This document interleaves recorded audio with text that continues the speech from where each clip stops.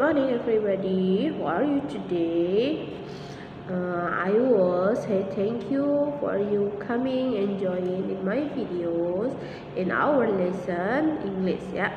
And now for you, we will learn about present continuous tense and past continuous tense and then future continuous tense. Jadi langsung 3 misalnya bahas, karena ini sudah kita pelajari di kelas 8 ya. Jadi hari ini kita tinggal mengulang dan mengingat kembali pelajaran kamu ya.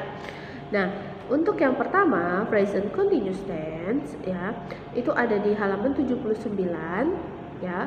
Present continuous tense, di situ ada rumus, ada contoh ya. Nah, kamu tinggal lihat dan baca ya. Dan untuk past continuous tense itu ada di halaman 82 ya. Di situ juga kamu bisa perhatikan tentang the formula, subject plus to be plus verb in ya. And the future continuous tense halaman 83. Oke, misalnya lanjutkan lagi ya. Kalau untuk present continuous tense itu formulanya atau rumusnya itu subject plus to be. To be kamu harus ingat ada 3 to be. Yang pertama adalah am, are, and is ya. Am, are, is ya. And plus verb one and ing ya. Jadi subject plus to be plus verb plus ing ya. Itu dia ya. Rumus dari present continuous tense. Jadi kata kerjanya itu harus ditambah dengan ing. For example, di sini I am working. Jadi I itu subjeknya, am itu to be-nya, working, work itu verb-nya plus ing ya. I am working. Itu bentuk positif. Gimana dengan bentuk negatif? Bentuk negatifnya itu I am not working. Jadi ditambahin dengan not setelah kata to be. Setelah to be-nya itu I am not working ya. Bagaimana dengan interrogatif? Interrogatif itu adalah kalimat tanya. Jadi kalau kalimat tanya itu perlu diingat kembali bahwa to be-nya itu di awal baru subjek. Misalnya di sini am I working? Am itu to be-nya, setelah itu subjek, setelah itu work and in working ya. Oke. Jadi itu present continuous tense, harus diingat lagi. Contoh lagi yang kedua, misalnya pakai to be atau pakai subjek yang lain, pakai subjek yang lain. Oke.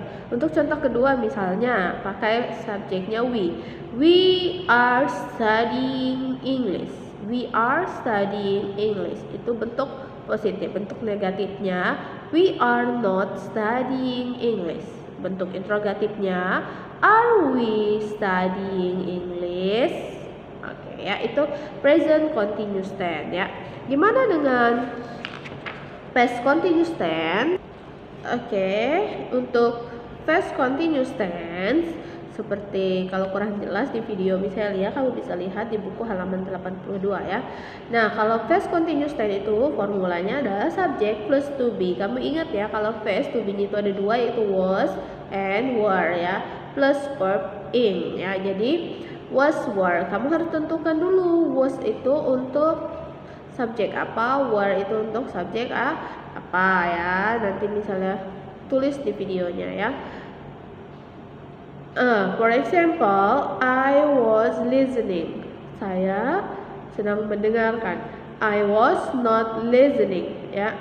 Terus untuk interrogatifnya was I listening. Ya, oke. Sekarang kita lanjut untuk future continuous tense ya. Maaf ya, ini misalnya lagi nggak sehat, lagi flu ya. Kalian jangan lupa jaga kesehatan ya. Minum vitamin, banyakin minum vitamin C ya biar daya tahan tubuhnya kuat. Oke, misalnya lanjut lagi ya. Untuk future continuous tense ada di halaman 83. Future continuous tense itu karena dia future, baru akan datang ya, maka subjeknya ditambah dengan will plus verb and ing. Semuanya pakai verb and ing ya, karena ini continuous. Oke. Nah, sekarang misalnya lanjutkan. Kalau untuk formulanya subject plus will plus be plus verb in ya. Jadi ada kata be-nya. For example, dalam bentuk positif, I will be delivering a speech ya. Negatif, I will not be delivering a speech. And interrogative, will you be delivering a speech? Ya, Oke, itu saja penjelasan untuk materi kita hari ini, dan untuk tugas kamu, silahkan kamu buat masing-masing satu contoh kalimat ya dari present continuous tense 1, tapi kamu buat dari positif, negatif, dan interrogatif. Jadi katanya dibuat ke dalam bentuk positif, negatif, dan interrogatif.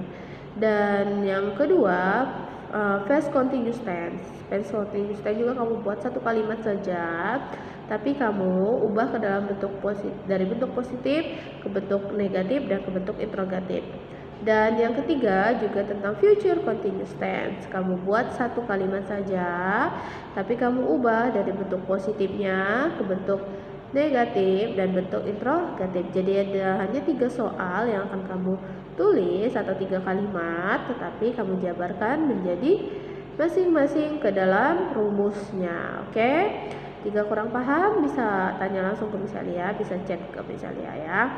Nah, tapi sebelum misalnya tutup video ini, misalnya ingatkan kembali, jangan lupa untuk subscribe video misalnya ya, like and comment, oke?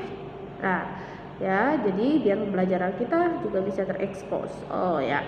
Nah, itu saja dari misalnya, dan untuk deadline pengumpulannya ya.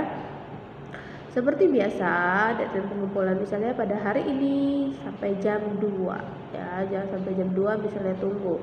Ya, jadi langsung dikerjakan, tulis di buku tulis, hasilnya dipoto dan dikirim ke Miss Elia ya.